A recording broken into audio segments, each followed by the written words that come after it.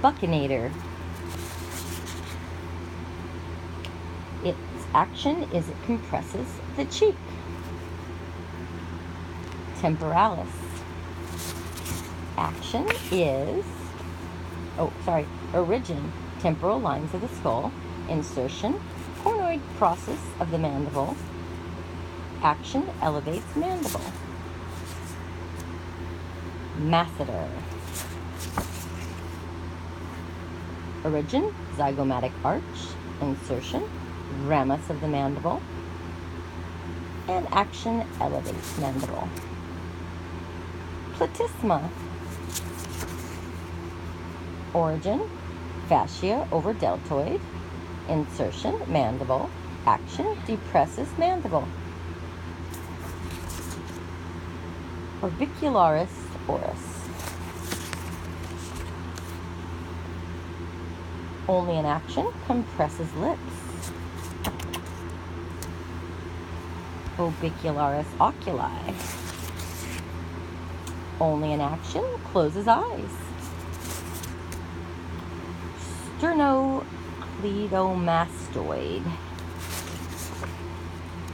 Origin, sternal end of the clavicle. And manubrium. Insertion is the mastoid region. Action is neck flexion. Pectoralis major. Origin, cartilage of ribs 2 through 6. Insertion is the greater tubercle. And action is the flexion of arm. Serratus anterior. Superior 8 ribs. Inserts into the inferior angle of the scapula. It abducts and rotates the scapula. Trapezius. Originates in the occipital bone, spines of thoracic vertebrae. It inserts into the acromion and spine of scapula, clavicle.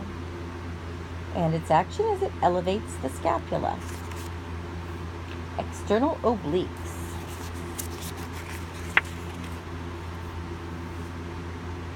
Starts in the inferior 8 ribs, inserts into the iliac crest, and it compresses the abdomen. Internal oblique. Starts in the iliac crest, inserts into the cartilage of the last 4 ribs and linea alba. It compresses the abdomen. Rectus abdominis.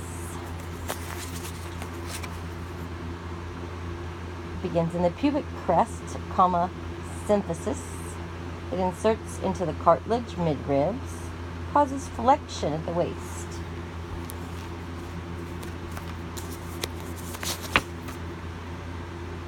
Supraspinatus.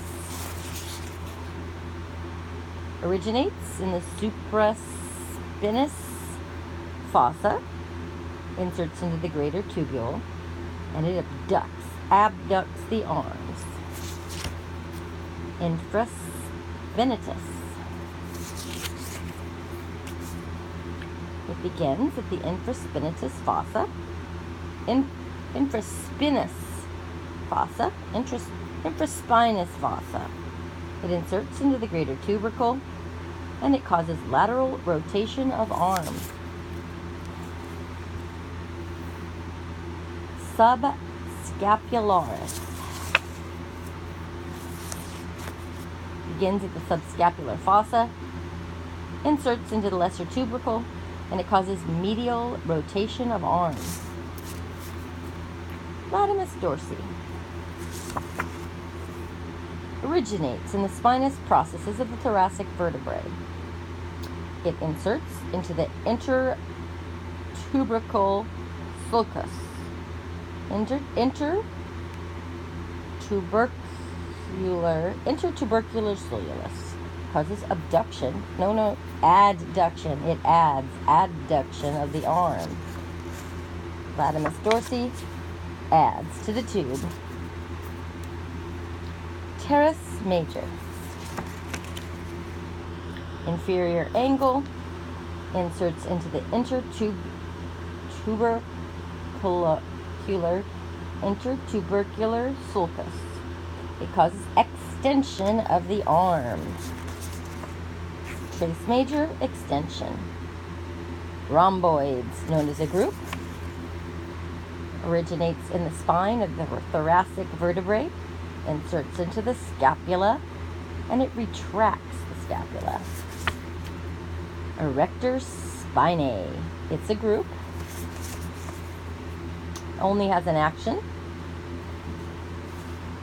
Vertebral column extension. Vertebral column extension for the erector spinae. Pronator teres originates in the medial epicondyle of the humerus. It inserts into the midlateral surface of the radius, and it pronates the forearm. Pronator teres pronates the forearm. Brachialis. Brachialis begins in the anterior surface of the humerus. It leads to the coronoid process of ulna, causes flexion at the ulna. Supinator. It begins in the lateral epicondyle of the humerus, goes to the lateral surface of the radius, causes supination of forearm, supinates the forearm. Cora brachialis begins in the cardiacoid process, inserts into the humeral shaft, and it adducts the arms. It adducts the arms. Medial head. Posterior surface of the humerus, inserts into the olecranon, and it extends at the elbow. Extension of the elbow. Lateral head originates in the superior margins of the humerus.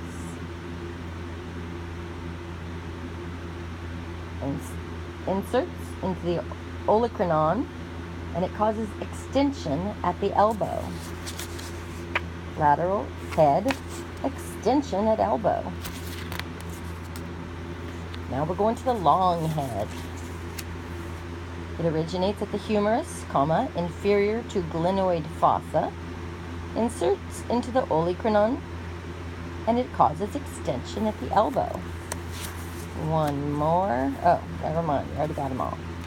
Sartorius begins at the anterior superior iliac spine, inserts into the tibial shaft. It causes lateral rotation of the hip. Gastrocnemius with a C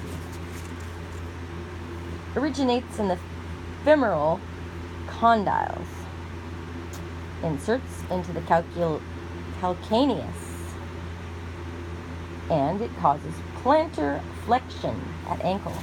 Plantar flexion at ankle. Tibialis posterior originates at the shaft of the tibia, inserts into the navicular, causes inversion of foot. Soleus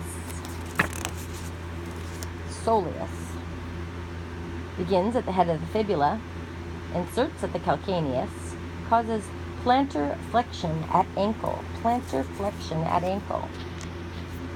Tibialis anterior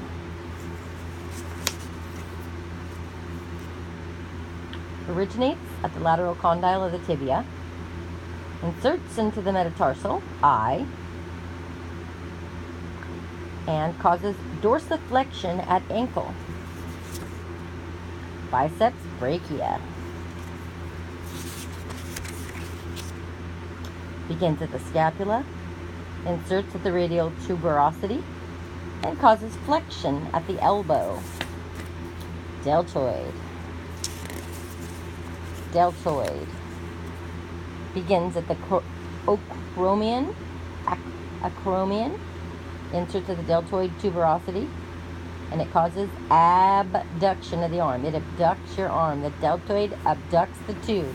Abduction of the arm. Tensor fasciae latae. Let's go get our latte. All right, it begins at the iliac crest, leads down to the iliotibial tract, and causes abduction at the hip. Somebody tried to abduct your latte money. Adductor longus. Adductor longus. It's only an action, and guess what it does? It adducts your hips. Adductor magnus. Adductor magnus. Only has an action, and it adducts your hip. Brachialis. Originates in the inferior ramus of the pubis. Inserts into the tibial shaft. Action, medial rotation at hip. Semimembranosus. Semimembranosus. You have to remember that M. Starts at the ischial tuberous, and it goes to the medial condyle of the tibia. Causes flexion at knee. Semitendinosus. We have to remember the T. Starts at the ischial tuberosity. Inserts at the tibial shaft. Causes flexion at the knee. Gluteus maximus. Haha, we know what that is.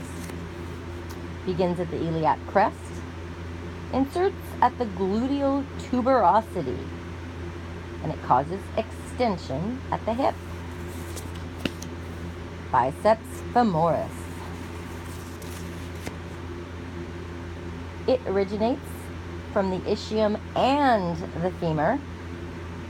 It inserts at the tibial condyle, fibula. Causes extension at the hip and flexion at the knee. Extension, hip, flexion, knee. Rectus femoris. Originates the anterior but inferior iliac spine. Inserts at the tibial tuberosity. Causes flexion at the hip. And that was rectus femoris.